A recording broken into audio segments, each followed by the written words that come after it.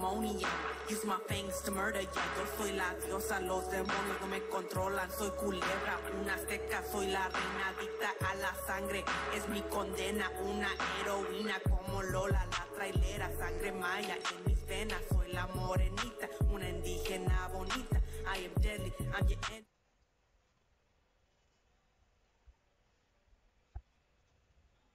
All right, hello hip hop heads and horror fans.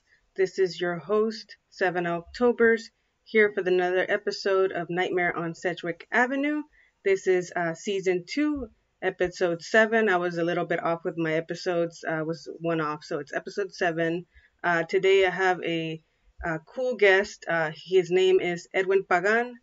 He is the founder of Latin Horror, the platform. It's a blog and they do interviews as well. I've been trying to get him on, so I'm glad that we finally got together. It's a first time meeting as well, so he's also a photographer, director. So without further ado, let me bring him on the screen right here. Hey, Edwin. How are you, Gabby? How's it going? Good. Thank you again for your time. We appreciate it. Thank you for bringing me on Nightmare on Sedgwick. You're welcome. I think you're from Bronx, right? So perfect. Yes, I am. I know it well. Yeah, I need to go visit. I've never been, but I heard it's like a beautiful, beautiful spot over there. So before we get into it and everything, I love to have you introduce yourself first. A little bit about yourself. Obviously, we just said we are from the Bronx, but if you can go in a little detail, and then we can go from there. Sure. I'm from the Bronx. I was originally born in the Lower East Side section of Manhattan. My mother moved up to the Bronx when I was probably about a year old. Okay.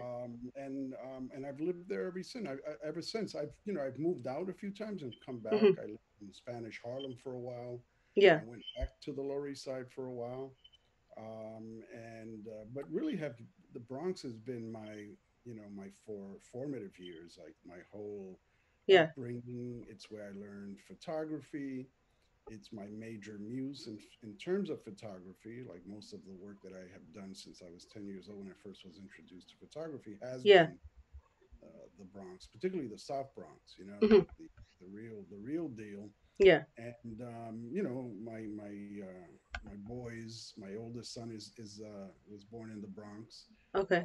My younger son is born in the Lower East Side, so we split my kids from my current home and Hmm. my place of birth. Oh wow. And that's what I am. If I can sum it up, I'm a South Bronx boy. Yeah, that's pretty dope. Yeah, and I see I've seen you post like photography that you take like from the Bronx, which is really really cool. So how did that start, like your love for like photography and all that? Well, I got introduced to photography when I was about 10. My Okay. mother, she was a single mom. I was about 10 years old. We had just moved from one neighborhood to another. We didn't know many people there. Hmm. And she heard about the Boys Club. And it was probably about a block around the corner from where we moved on 174th Street on Southern Boulevard. Hmm. And she enrolled me in the Boys Club. And it was a great place. They had swimming, basketball, recreational activities on the first floor, pool table, tennis, Oh wow. libraries. Yeah. In the basement, they had a fully stocked wood shop room with all the Hmm. tools. They had next to that a room where you could do pottery, and they had the kiln, so you could do the clay, put it Okay. in the oven, and convert it fully to fully formed pottery. Hmm. Um, and outside of that, there was a room that was closed off. I never really knew what went on there. We all thought it was probably some big closet or storage area. And one day we're Yeah. coming out of the pottery room with some clay because we basically stole bundles of clay so we can go outside and hit each other with clay. It was a Yeah. summer, we were kids.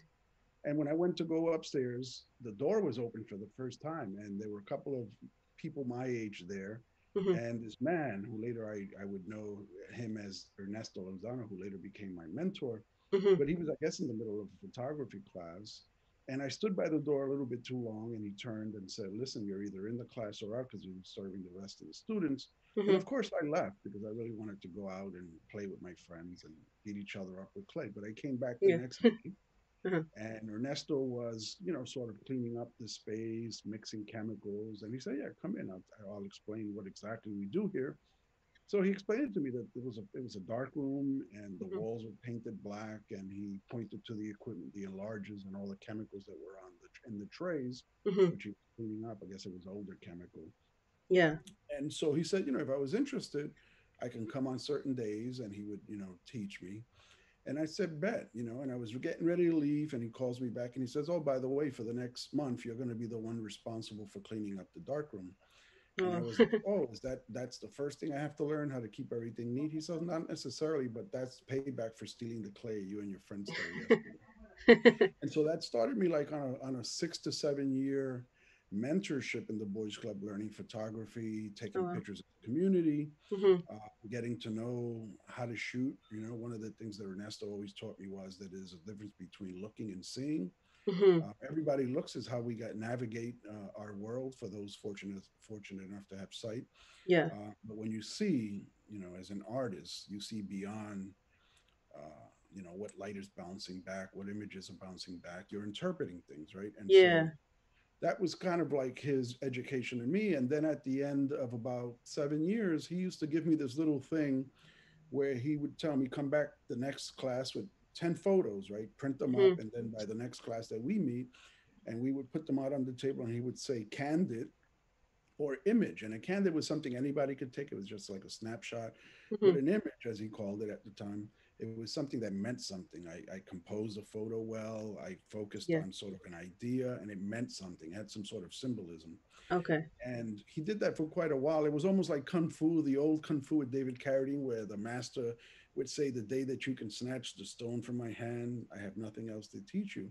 Yeah. And one day I came to the class, and we put out the 10 photos, and all 10 made it to the image pile. Oh, And wow. he said, that's it. That's all that I can teach you. You've got together. Mhm. He says, so from now on, when you do come down here, it won't be me teaching you. It'll be us talking about photography as an art form, just, sharing Mhm. each other's images and talking about politics, whatever, in terms of, that. But the Yeah. Boys Club used to also send me out Mhm. to other community events so that I could take photos, make prints for them, and give it to them. It's my way of giving back to the community, because a lot of these organizations Sure. didn't have a Yeah. staff photographer or couldn't afford one. Mhm. And it was a nice way that taught me also that, that to focus on my community, but also give back. Okay, that's pretty cool. And how so from there, because obviously you're also a director. How Yeah. did you how was that transition from photographer to director? Well, like a glove, to tell you the truth. And the ones that are responsible for me getting into filmmaking too Uh-huh. was the Boys Club. Oh, okay. Shortly after that, I think I was 17 or 18, I got called into the office of the director, Ralph Porter. Mhm. And I thought I was in trouble. I said, why are they calling me into the office of the director? But it Yeah. was basically to see if I was interested in taking some classes at the School of Visual Arts, which is a really well-known school, art school here in New York City. Okay. And he had given me two vouchers. One was for production, and the other one was for cinematography. And Okay. basically, what I did is I went to the production class, and I didn't like it at all, because I mean, I'm 17, 18 years old. It was crunching numbers, it was doing spreadsheets, schedules, and all of that. Yeah. And it's ultimately something I would do later as an adult, quite a bit of it. Yeah. At 17, I wasn't feeling it. So I went back. I told him, listen, I'm not really into that class. He said, don't worry about it. It's the first class. It's going to go on for like a year. I'll give that to someone else that can use it. And he said, but go to the next class. And I did. And that one was cinematography. Oh, well, And yeah. from the minute that I got into class and saw cameras, and the professor started talking about putting film in it and Mhm. exposure and everything, none of it was foreign to me. And it was really engaging that I Mhm. could now take, a movie camera and make moving pictures, not just, and see it later. Yeah. Um, and about that time, there was a lot of talk about video coming and all of that, and the news networks had it, and so it was really interesting, and I did really well. And from there, I started getting involved sometime later, probably about 8 years after that, Mhm. in my mid 20s, getting involved with the New York City film independent film scene, doing Oh, okay. That's pretty cool. cinematography of other people's projects. Mhm. And ultimately from there, I got into directing. But in those days, you would still use real film in the camera. You had to load the spools, whether it was 8 mm Yeah. or 16. I did a little bit of 35, but that was on the bigger productions. But in Mhm. any case, I got to work in analog for quite a while. Yeah. and enjoyed it quite a bit, and then made the transition much later into, slowly into um, prosumer video, Hmm. just small VHS cameras, testing them out, learning how they work, and Yeah. eventually into, 3/4 inch, like news gathering NGN cameras, and ultimately, the higher end Sony Cine Alta 900s and everything else that was around at the time, and Hmm. kept shooting, but mostly for people in New York. Okay. One of the things that happens in New York that probably doesn't happen as much on the West Coast is that a lot of people will get together to work on each other's projects. So people, Yeah. they all collaborate a lot, so we can get a lot of work done, Hmm. and it also becomes a lab.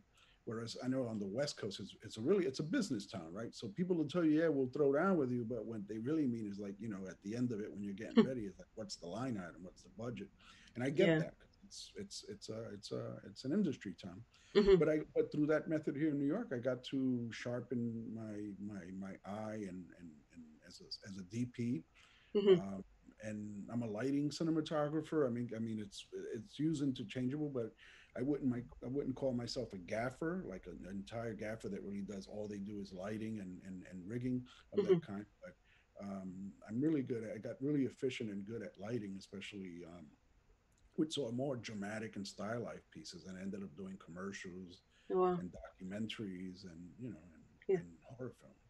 That's pretty cool. And how did that happen? So obviously you're the founder of Latin Horror. How did that happen? Like, was it about the time that you're doing the directing and everything, or how did that Yeah, I happen? was doing a lot of that, most of my career is as a cinematographer. That's what mostly I can say my career was, the thing that brought the money in for like almost 20 years. Hmm.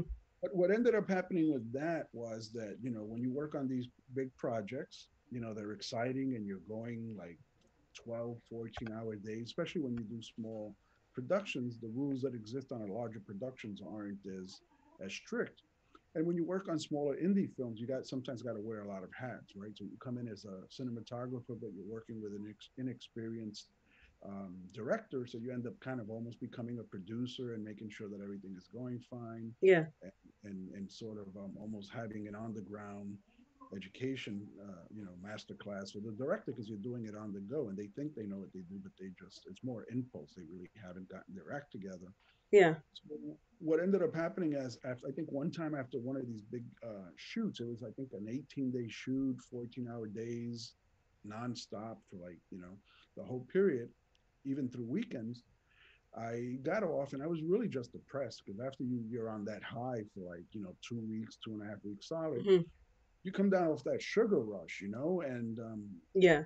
I gotta find. I said I gotta find something to do aside from photography, that can occupy my time. And I knew it might be something in writing. And then one day it hit me Hmm. that I'm Latino, I'm a horror fan, always have been, Hmm. and I'm in the film business, and the idea popped into my head, Latin horror. Yeah. And that was like in the beginning. It was must have been the spring or early or just out of the winter, that very February, I believe, Hmm. 2008. Hmm. And so right away, I went and looked online to see if anybody had a website, if there were any books on it, if there were any like movies that were labeled that. And I couldn't find anything. The only thing that I could really find was an anthology sort of packaged out of Mexico. Hmm. Basically, was three very like B horror movies in Spanish out Oh, of I think I Mexico. know what you're talking about. Yeah.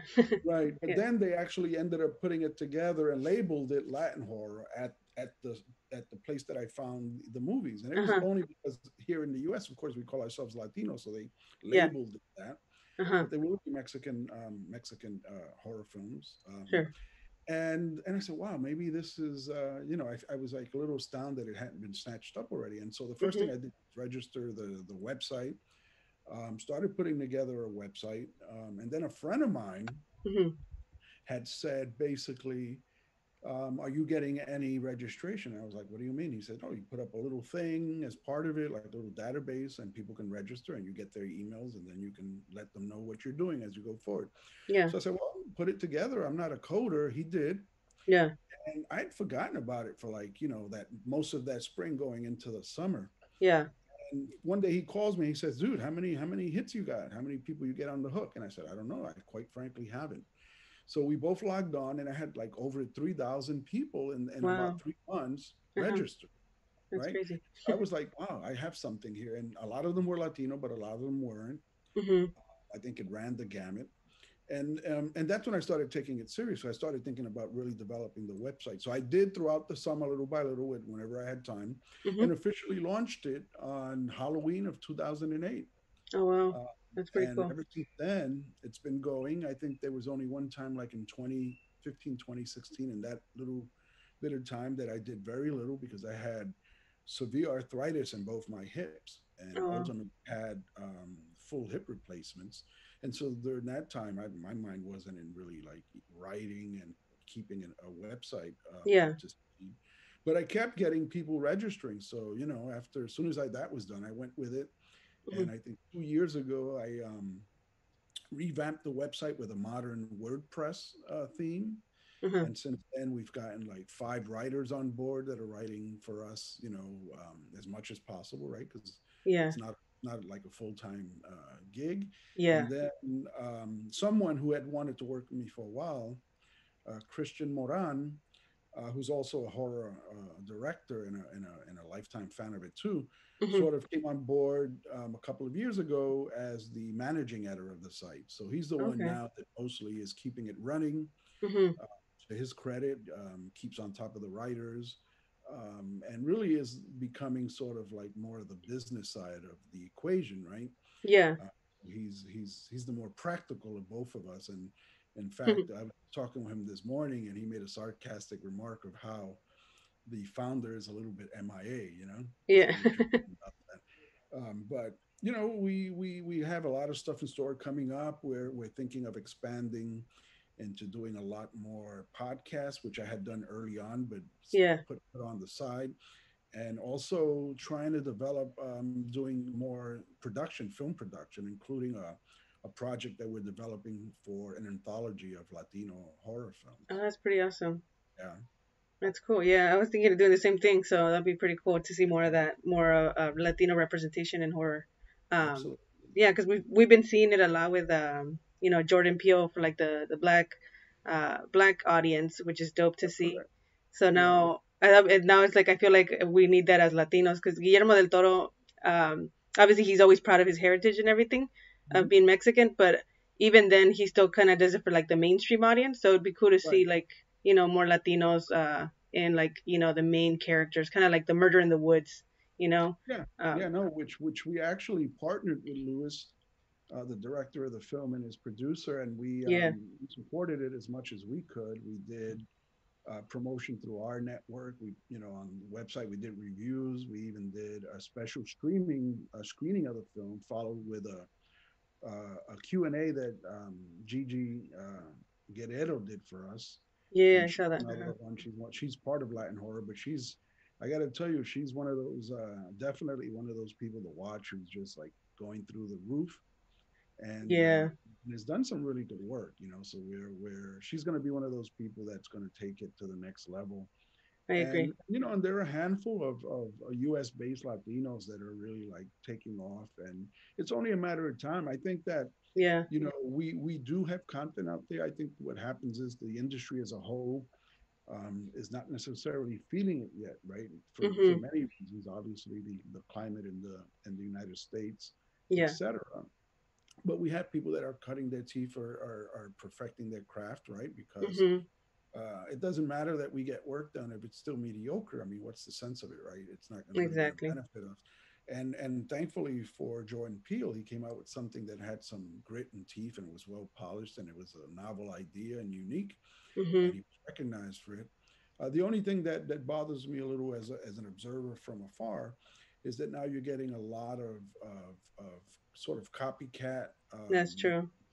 films, and when you look at them on IMDb, or you get the production notes, and they send you the stuff, and I look at them like, yeah, but they might have African Americans in front of the camera, which is amazing, right? Mhm. That we get that, and I'm all for that. But then when you look behind the scenes, there's a lot of like sort of non-black or non-people of color that are pulling the strings. Yeah. And so my fear is that all of a sudden it gets co-opted by the industry, and all of a sudden it becomes nothing more than sort of horror black exploitation. It Yeah. kind of a term exists. But I think that there's enough people out there really cutting their teeth in the African American community that can nip that in the bud. But Yeah, even if even if it's the other way around, I think that we still, it's great to start seeing ourselves reflected up on the screen. And I exactly. think Peel has made quite clear in no uncertain terms that he's interested in sort of doing stories that are about the African American and Black community. Yeah, I think he says there's enough of that. So he says, that his films from here on in won't be about the white experience because that's already sort of been done. saturated there. So that's kind of a bold statement to say, but I think Yeah, he's already carved out sort of a niche for himself that he can do that.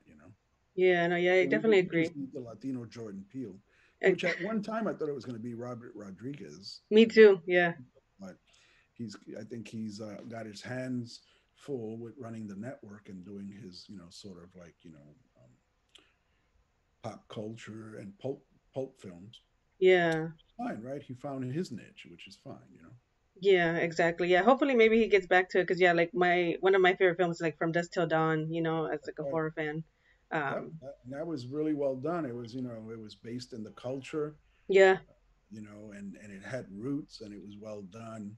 And I think that's what we need. We need our stories out there, that have uh, that are set in the culture, but we don't necessarily poke anybody in the eye with it. It's just a story based on in our thing, and I think that was done very well. So I remember yeah. writing an article back then about the Latino film renaissance that I, at least at that time, perceived on the horizon, and that's one of the movies I wrote about back then. Hmm. That one I wrote about Frank Reyes, who had just done Empire, Oh yeah. uh, and other films, and they were calling it the Latino cultural explosion with Ricky Martin and everyone Yeah. else, Shakira, like getting a lot of attention. But I know that I was on the board of the National Association of Latino Independent Producers, and one of the people that I interviewed was Moctezuma Spalza, right, who's one of our senior sort of like activists and Hmm. sort of people in the culture. He produced Selena. He Okay. also produced Introducing Dorothy Dandridge, which had Halle Berry in it, right? So Hmm. his take on it was that wherever there is an explosion, it's usually followed by a deafening silence. And I think he was right because for a hot minute we were the hottest thing and the Grammys and and That's film true. for a minute, and then it's kind of gone backwards, if anything, right? And Yeah. so hopefully we can gain that ground again with a lot of the stuff that's coming, especially with the streaming, right? Because I think these Yeah. Definitely. streaming services are taking a more of a chance with Hmm. stories that are about character. Yeah. It's just being about plot, boom, boom, boom, boom. They can take more time to develop. So hopefully we can see our stories bigger and broader on there and a little better, well told. Exactly. Yeah, I agree. Like having even like you said, not just in the in the screen as the actors being Latinos, but like you said, like the writers, the directors, which that's why I like Murder in the Woods because like shout out to Luis, I had him on the podcast. That's right. Um, him and I think Yelena was the one that wrote Yep. the film, The so that's pretty producer, cool. right? Producer, yes. And it does, like you said, What it's did not they like they're do? googling it, right? It's not, they're not googling the culture. And Yeah. it's funny because it had escaped me that we actually were in a horror convention and film festival in New Jersey. Oh wow. And about the time that we were promoting the film, Christian, Hmm. who's my partner in Latin horror, actually found some photos of us actually sitting at the same table during the awards night and actually took pictures together on the step and repeat. Yeah. It was, and I had forgotten all about that, and we sent them that when we were leading up to the days of doing the streaming of his film, like the live screening, Yeah. and it was amazing because we were like, wow, none of us remembered that. Because Yeah. you meet so many people at these That's true. festivals, you meet them, everybody swears you're going to keep in contact, and usually you never do Yeah. until we worked with them again on promoting their film just before it hit theaters. Exactly, yeah. Even like you said, Gigi Saul Guerrero. I actually had like the opportunity to actually meet her. I went to the premiere in LA that they had for the Hulu show, the Oh Into the yeah, Dark, her episode. yeah, yeah, I was like, I gotta go. But yeah, it's crazy because she's I think a little bit younger than me, but she's yeah. like Mexican and lives in Canada. But I thought that was like really cool, like a female. Mexican. Is really empowering to see that. So I She definitely need to get her on the show. she kicks ass. Yeah, we'll connect you, but she kicks major ass. She's cool, Yeah, and she's very creative, and she's really good at sort of getting the word out and promoting herself. And yeah, she's multifaceted, right? yeah, She can act, she does voiceover work, she directs. She's gotten on the radar of Bloomhouse, which is great. yeah. That So was really cool to even see if that. she's doing developing her projects or having her just direct Yeah, stuff that's already established, but you clearly see her style and her fingerprint on the work that she does. And for sure. it's funny enough because I remember two of the people that are now part of Latin horror during that period where I said earlier I had the hip issues. Uh huh. During that time, Christian, when we started really like talking, Hmm. he said, "Dude, you blew me off." And I was like, "What do you mean I blew you off?" He says, "I was trying to get in contact with you one time and all of this, and you never answered me." It was during that period where like Latin horror was like dead. I wasn't doing anything because with the pain I had in my hips, Yeah. I wasn't doing anything. And then um, after having known her, we were up in a Rue Morgue festival together, and I did a panel with her and Aaron Soto about Mexican exploitation films. Right, I Hmm. moderated the panel, and I got to Hmm. meet her before we even now were working together. And I had to send her something more recently, probably during the beginning of the spring. So I said, "Oh, let me go to her Instagram and send her something that way. Try to hit her in a couple of places, make sure she gets the message." Yeah. I realized that there were messages from her to me, Yeah. like in 2015, Oh wow, that's crazy. telling me like, "Yo, I want you to see some of my work, etc." And I had never read it. Oh my God. And here we are, five Yeah. years later working together, which is fantastic. But sometimes you hit a snag you hit a snag and part of your life vanishes. Yeah. And that was like a really dark period. And people like this were wanting to work with me, and I had not been able to even realize that I was being, sort of, there was the outreach was being made. Yeah. And so I'm going to formally apologize to both Christian Moran and Gigi Saul Guerrero for having missed them back in 2015 when things were not so well in my life. Yeah, but it's crazy. Like it's like destiny. It's still eventually you guys eventually connected. So that's Mm-hmm. pretty cool to Yeah, see that. yeah, Yeah, I definitely see Gigi as like a heavy hitter. Like especially now, I think she did like that Crypt TV. I actually reviewed the little short film she did. yep. That one was brilliant. But yeah, so moving on a little bit about like horror movies and everything. Like you said, you're a fan as well, obviously, because you have your platform.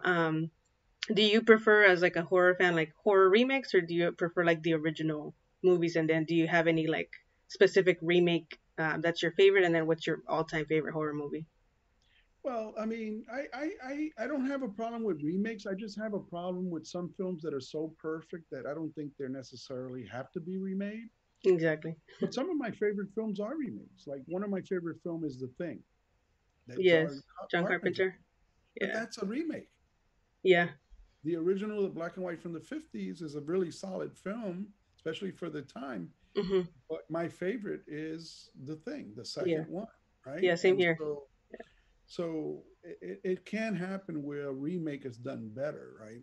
Hmm. Uh, and that's my opinion. There's probably another generation that probably favors the original. Hmm. But films like that, I grew up my film seminal film going experience was in the 80s, right? Hmm. Almost everything happened to me in the 80s, like my first real girlfriend, 81. Yeah, And during that whole time in the 80s, that's when all those golden age films came out of horror, like, that's right? true. All of them. Hmm. The Halloween, everything came out. Jason, Freddy Krueger. I mean, just it was just an ongoing avalanche Hmm. of films coming on left and right. And I remember always going to the movies with like 8 or 9 of my friends, and the theater was right across the street from me, the Dover Theater. Hmm. And we would go like every Sunday, and we'd pay like $2.50, $3, and we'd always bogart, the balcony, And we were the knuckleheads that throughout the whole film would be yelling at the screen and joking around. We thought we were cool, and I'm sure we were ruining the movie for the people that were below. Yeah. But we knew to find ourselves there every weekend, and sort of like most of the stuff we saw was either horror films or kung fu movies because they were coming out like 10 cents on the dollar back then. They were just like all Yeah. over. Every film out of every Chinese kung fu movie was just being redubbed with English subtitles, and they were just thrown into English.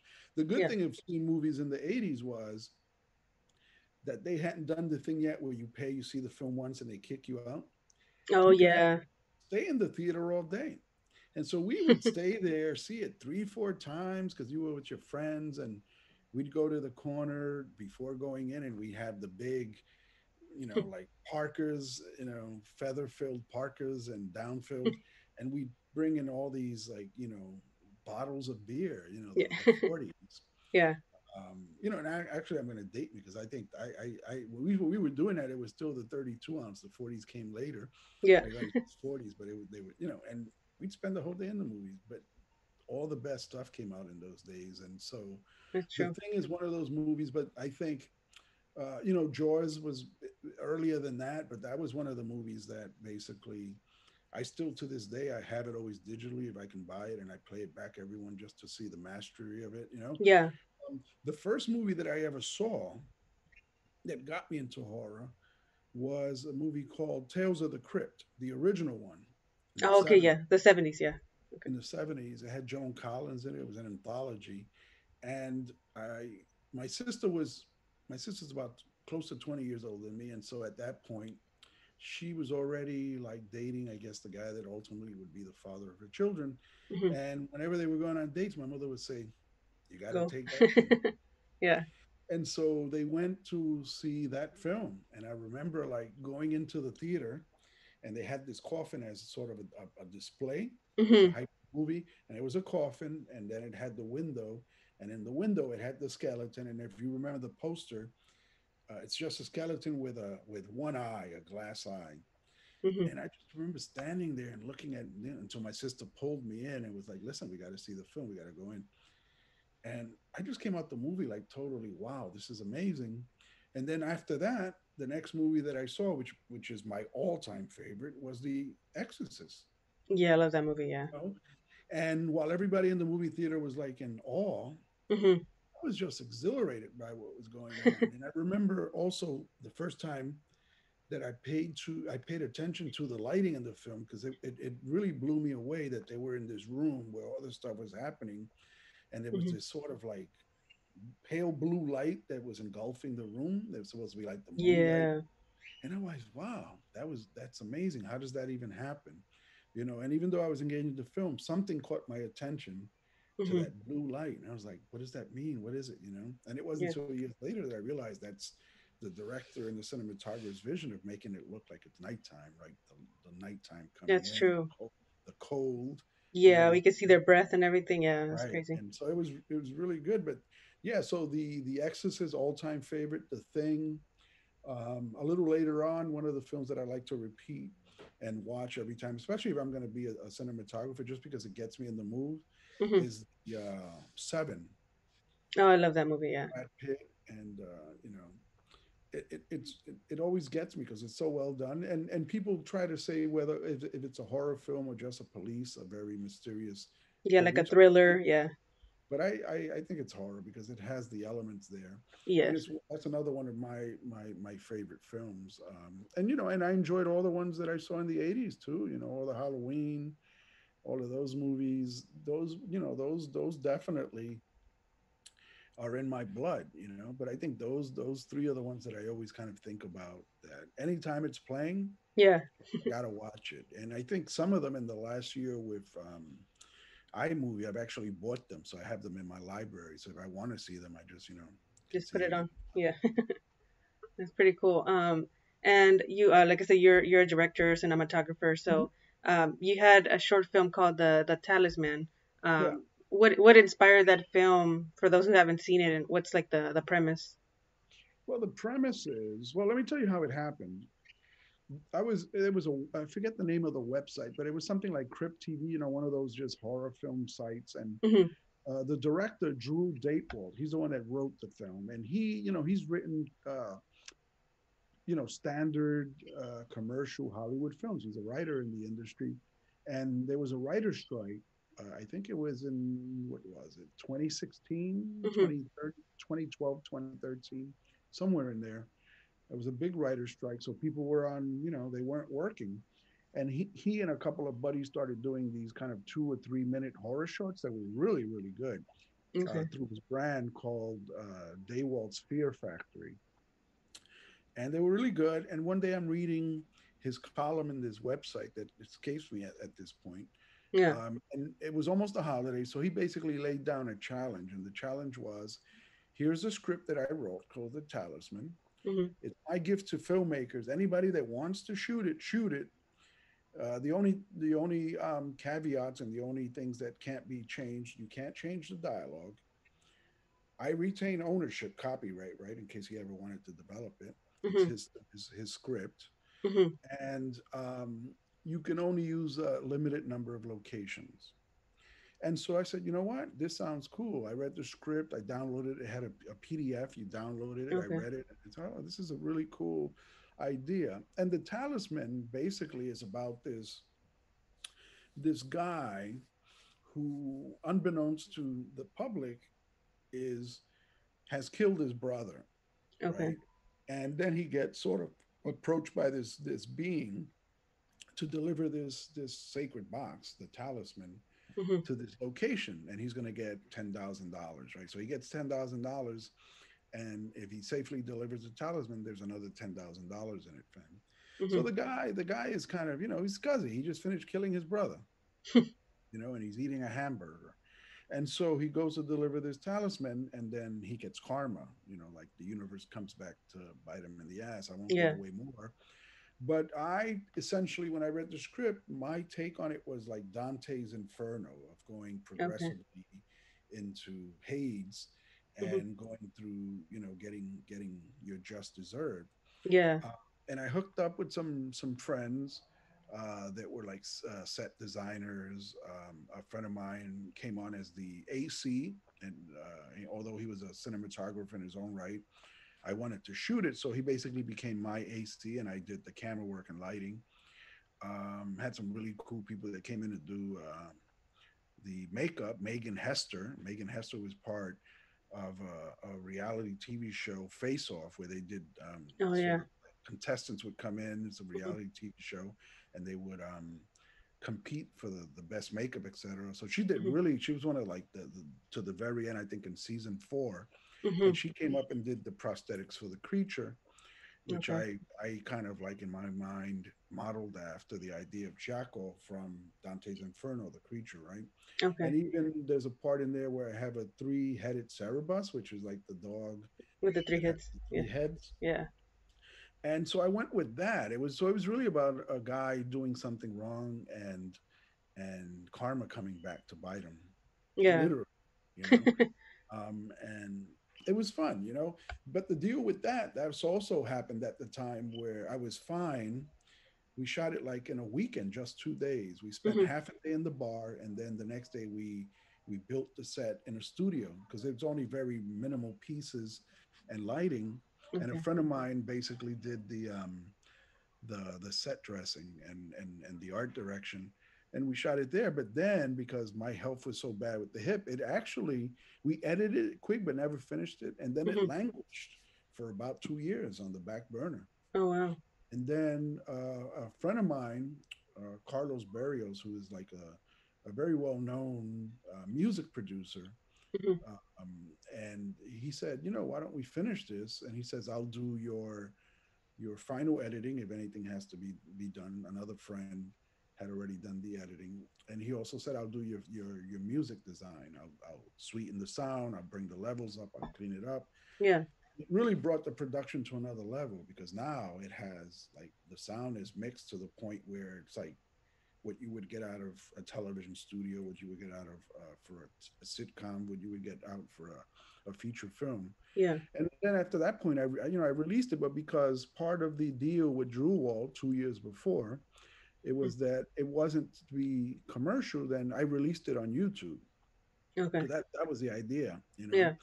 And it was funny because I sent them finally the link 2 years later, and he enjoyed it. But you know, you could tell his head was somewhere else at that point, right? Had I Yeah. done it really quick, he would have really loved it. But now, 2 years later, he was already like doing other stuff, and also had gotten into writing children's books because Oh wow. it's like one of those guys, one of those Renaissance dudes that just does a lot of different things. Yeah. But but it has my thumbprint on it, and I've done a bunch of other films, but for some reason I had a lot of fun with that one. Yeah. You know, and there was this other group of guys that had a small production company here in the South Bronx called Hollyhood Productions Hmm. that I did about 4 or 5 films with, Okay. mostly horror. Uh-huh. And I think that's one of my most sort of like low end filmmaking production stories, because it was like, you know, we were so creative with no money. Yeah. We did like really cool stuff, and we're like, wow, it looks really good. You know, so sometimes like it isn't the big productions. It's like it's the small creative stuff that really brings the that passion and sort of nourishment to the creative soul. That's true. And you were, I know you had announced, I think maybe like a few months ago, you guys were working on a film called Plague Dread, right? Yeah, Is that still in the works? And what's yeah. like the No, we're premise? gonna do it now over the course of the winter, because part of it is going to take place in our office where I work. It's a Okay. new development corporation, and I'm shooting it over the winter. Oh, And nice. it only takes place in my office, and then there's some scenes in a supermarket, Uh-huh. and just some scenes of the mother and daughter speaking to him um, via FaceTime on the Uh, phone before he can have access to the phone. But it's really about a guy who, in the time of COVID or mhm. pandemic, we don't really allude to whether it's COVID or not, Yeah. um, decides to stay in his office for a couple of weeks, thinking to keep his family safe because he's out a lot. So he figures, you know, I don't want to be home. I don't want to infect the family. Hmm. So he figures it's going to be a week, 2 weeks tops at the very extreme, and it turns into months, and months turns into many months.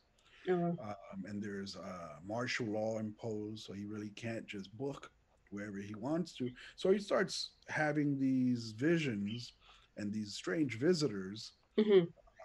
in the office. Okay. And so it's a film. It's a film about sort of how we cope with the reality of being sort of secluded, the reality of being away from our loved ones. But Hmm. there's actually some undercurrents also about some things that he's done in his past that are coming Okay. back to haunt them too. And it's only as he's sort of secluded and trapped as part of this pandemic does everything start coming to the top, to his subconscious. Okay. That sounds interesting. Yeah, I can't wait for that. So, do you guys have like an estimated release date, or you're still kind of Well, playing it? we're going to shoot it over the course of the winter. I think we end up closing now, even though most of us are working remotely from home. But by December 16, we're locked.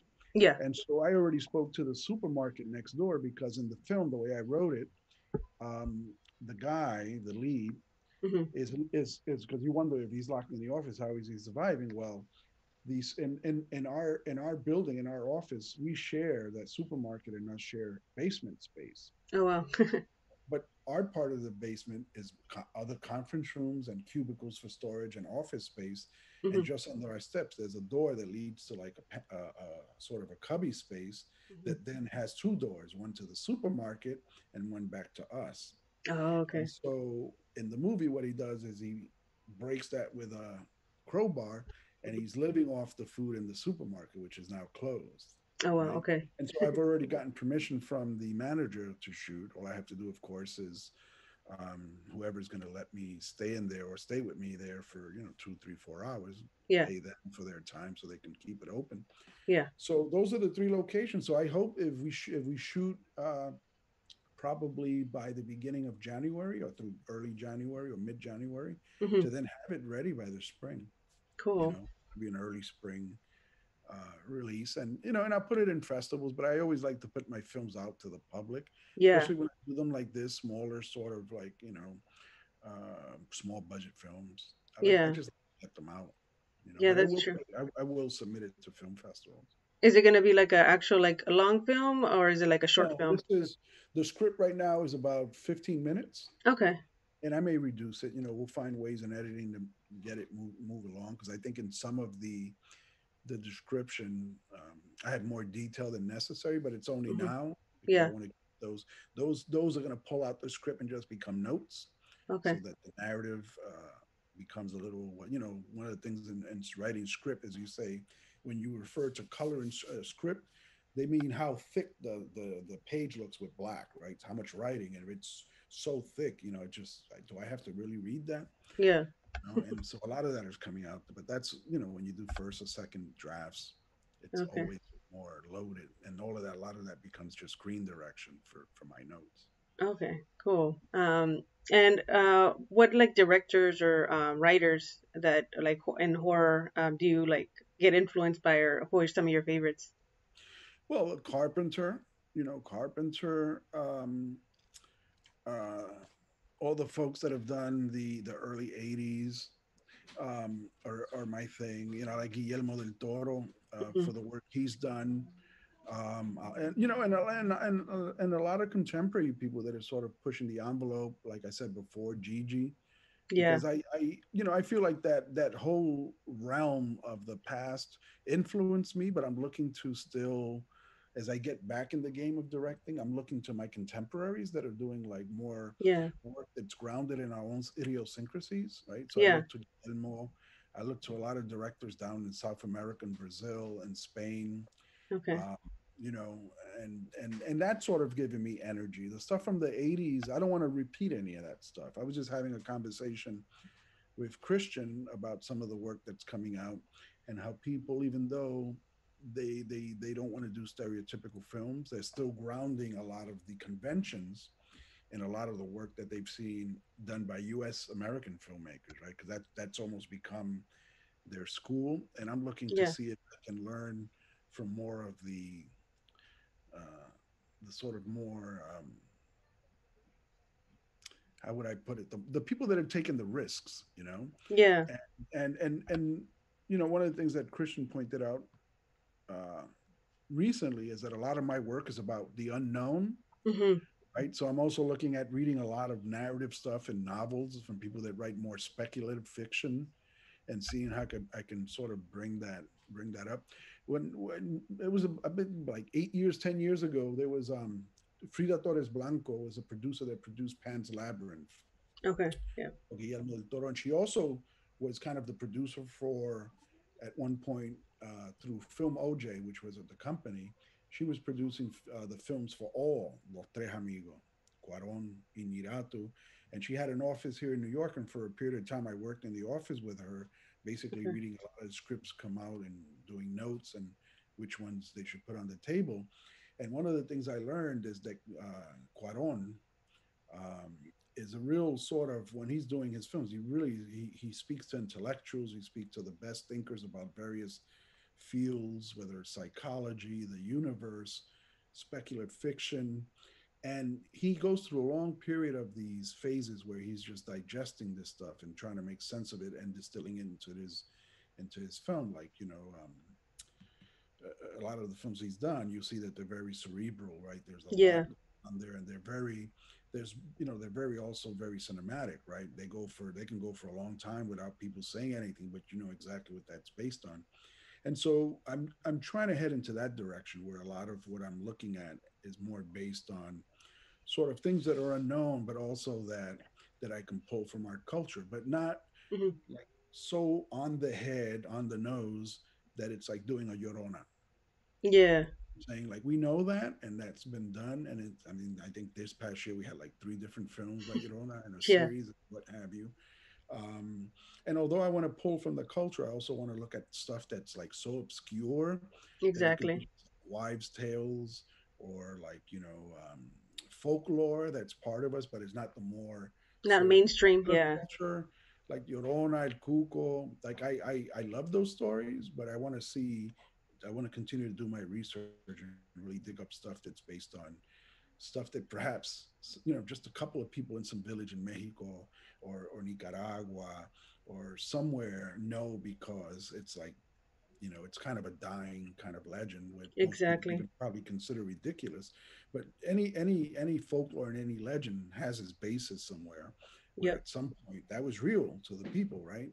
It Hmm. might be now with medicine and science, but at one point, based on what was the real science and what we believed in, which a lot of it, unfortunately, was based on what now we're calling alternative medicine or healing by natural resources, which is coming back. Yeah. But at one time, that was all the way we did it in our indigenous communities. And so I Yeah. want to find stories from those times, to see what still exists. That's pretty cool. That's crazy because I was thinking the same thing because, like I said, I'm kind of working on a in the back end a little anthology, and I was trying to base it off like because I go some I haven't gone recently, but I would go to like Mexico to different states, and I love hearing like the leyendas because my Mhm. abuelita used to tell me all that stuff. So, Exactly. making like obscure, like you said, obscure legends that are not in the mainstream to make Right. it into a movie or anthology, that would be cool. So that's Yeah. cool that you're doing the same thing. Yeah, no, Um, I think that's where it is. Not only are we would be rescuing something that probably in another generation is lost, yeah, but even if it is lost in terms of the people that were really the ones that would pass it down, it might be in written form somewhere. It might be even in someone younger that just remembers it, doesn't know it that well, but then it could be researched. yeah, Uh, that retell it. and Yeah, we have so much. I mean, our literature is so full of so many great um, creatures and legends, and and it's a mix. It's a lot of it is mixed with the indigenous, a lot of it is with the European influence. They came in with the church, yeah, right? So some of it is not pure to our region, to our continent, but still, right, those things coming together create something else. And that's something that can be explored too, like how did one supersede the other aside from colonialism. yeah, And we know very well that a lot of the African slaves practiced a lot of their own um, deities and religions and what they believed in, and sort of hid it behind the Christian sort of yeah,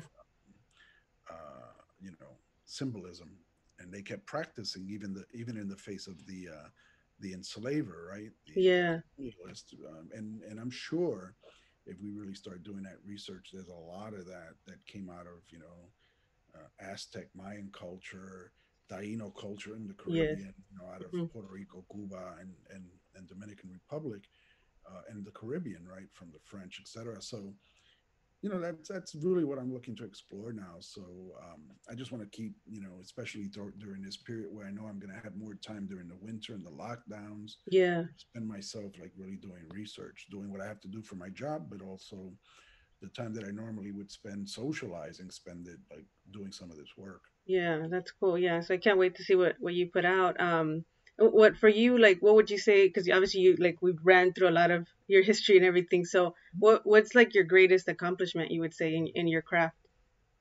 I think I think that the thing that I'm proud the most is when I've been able to work with emerging filmmakers and have been able to just allow them to see that if you pay attention, let's say for production detail, right, just taking it up a little notch by getting better lighting or even doing sound professionally, and they get to see the difference that sometimes putting something together that's really like haphazard, you may have the storytelling ability, but if you don't take it up a notch, that's been instrumental. So when I work like with the people from Hollyhood Productions, they basically came to me Hmm. because I had more experience, but I was eager because I was eager also to get into the trenches and work in a more creative way where it wasn't about all the equipment and all of that. It was about like, how do we just work on the story?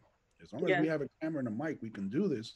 But then as a seasoned cinematographer, they would always end up getting a piece that the look of it was more stylized and gave it a better aesthetic profile. So I think those times when I've been able to work with emerging filmmakers, that's yeah, been my best thing. And then to see some of them hmm, still to this day, like doing their thing, and once in a while they go, oh, if it wasn't for Eddie, or Eddie was the tipping point. You don't get a lot of that, but once in a while, when you least expect it, somebody will shout you out, and you're like, wow, you don't yeah, realize it, but sometimes you do have an impact the same way that Ernesto Lonzano, back in the early 80s, by showing me how to develop black and white film. It Yeah. became my career, my whole career, my Yeah. photography career, and from that, my filmmaking career. So, what more of an impact can you have like Yeah. that? So, I think, that's, being able to like support people when they're Yeah. looking at support is important. And I can't say that I've done a tremendous amount of that, Hmm. at least that I know of. But at least I know that there's a handful of people that I've done that to, and I tend to be generous with people in the sense that if they are asking questions, I give them a lot of access to myself. You Hmm. know, I think that's what they did to me. That's what the Boys Club did to me, and so it's the least I could do. What I sometimes see as a downside to that is that sometimes, unfortunately, you give people full access and they don't follow up. You know, Yeah. you tell them this is my direct number, just call me, follow up. And some of them don't. When I've spoken at schools, I always give them my number. Sometimes on these podcasts, I'll say, here's my number. If anybody wants to talk to me or has a question or is Yeah. just looking for advice, call me. I mean, I'm busy, but you can always take 5 minutes. And then that 5 minutes, if you see the person is really interested, turns into 10. Pretty soon you've made a friend. And it's not like you're doing any kind of mentoring. You're having a dialogue with somebody you respect, right? And who you see the interest in. Yeah. Um, there was one gentleman that passed away probably about now going on 4 years ago, Hmm. who was a young man, spoke at his school. He came onto one of our horror short films. Hmm. Uh, I put him to do the mic because we were in small quarters, so I know that the he wasn't going to mess it up because the fidelity was enough that we're going to get good quality sound anyway. But Yeah. he took it seriously. He never like lost his focus. He really did it. And at the end of it, he tells me, I really enjoyed a lot. I learned a lot, but I'm really interested in what's happening over there. And I'm like, what do you mean? And he meant the actors. Yeah. And so I said, all right. Me and the director of that film, Pepper Negron, we started introducing him to other filmmakers, and so he could shadow them and get on Yeah. sets and see what the acting process was. And then we lost track of him for a little while. Hmm. And pretty soon he was in plays, off Broadway plays. He was in all these Oh wow. shorts. Like he was perfecting his film. His name is Siddiqui Fofana. Okay. Um, he's from Guinea in Africa. Hmm. Real cool brother, young man.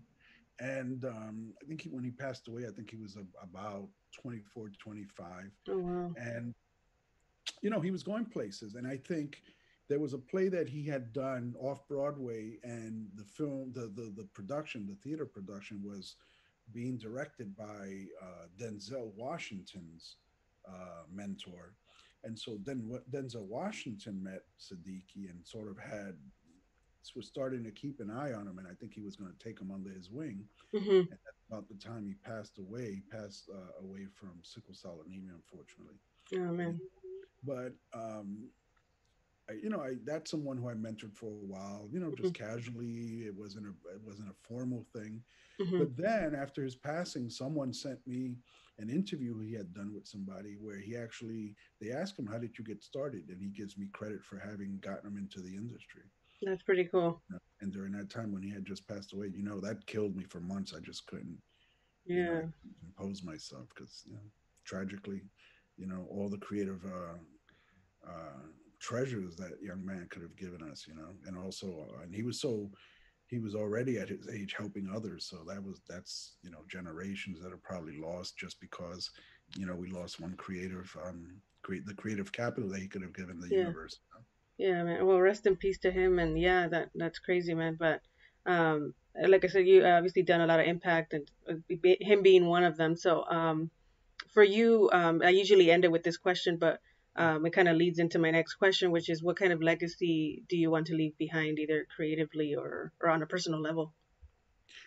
Well, I think the thing that I'd like to leave behind is that I helped sort of, at least in New York, right? Because sometimes you can't conquer the world, but at least in New York and quite a bit on the West Coast, because I used to be on the part of Nalit, and it was a national organization. It's still around. That I've created a network of people when I was on that organization, we went from having 2 chapters to having 14, and it really brought together a lot of Latino filmmakers, male and female across the board, um, all the way from New York, Florida, um, Austin, San Antonio, and then on the West Coast, all the way up to Oregon, and then down all the way down to the Caribbean, right? Because we had chapters in Puerto Rico and Dominican Republic. Yeah. That is something that still has filmmakers coming together, right? Who meet every year, who push the boundary, who also are activists, who, when it comes time to say we don't have enough voices on in front or behind the camera, those are the people that come together along with these big organizations like the National Hispanic Media Coalition and NALIP and others, Hmm. who are the ones that say enough is enough. Here's a report card of how the industry is doing. So I worked on that for a long time, and I think that that's one thing I'm proud when I still see people continuing that work. Yeah. It wasn't my sole work, but I did a lot during the times I was on the board, and just still, whenever I can, even if I'm just a soldier, right? Because you always don't have to be the person that leads. Yeah. Sometimes there's other people that are leading that are more dynamic, who is their turn, who is their time. You don't have to go up there and steal the light. You just say, what can I do?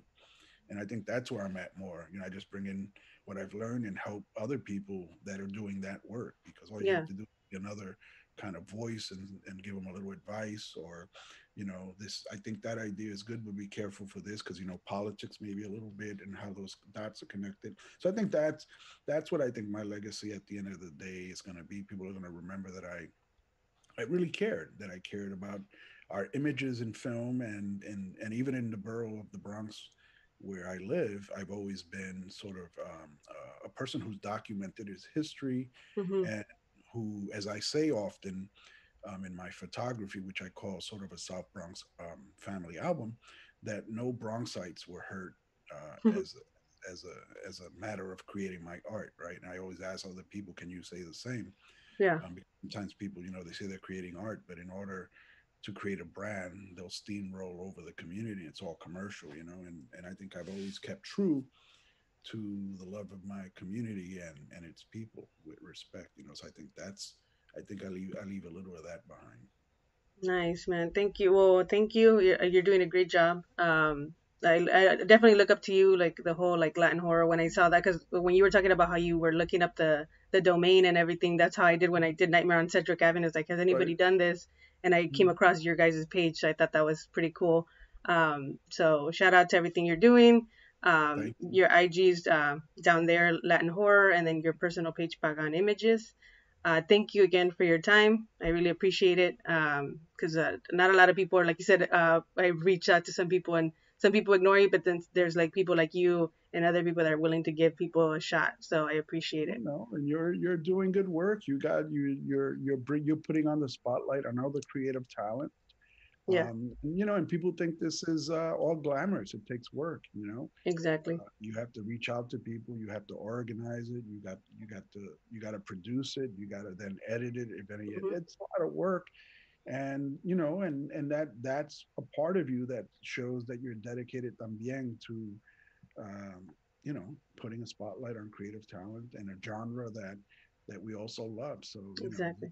this is the best that I can wish for. That there's 100 Nightmare on Sedgwick Avenue, so they can keep exposing our people to the industry, and Yeah, if not, at least giving them encouragement to go forward and continue doing good work.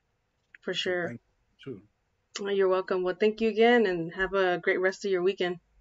Gracias. All right. Be well. You We'll too. talk soon. All right. Peace. All right. Thank you, everybody, for tuning in to Nightmare on Sedgwick Avenue. This is again episode 7, season 2. So for those listening, thank you again, and we'll see you soon.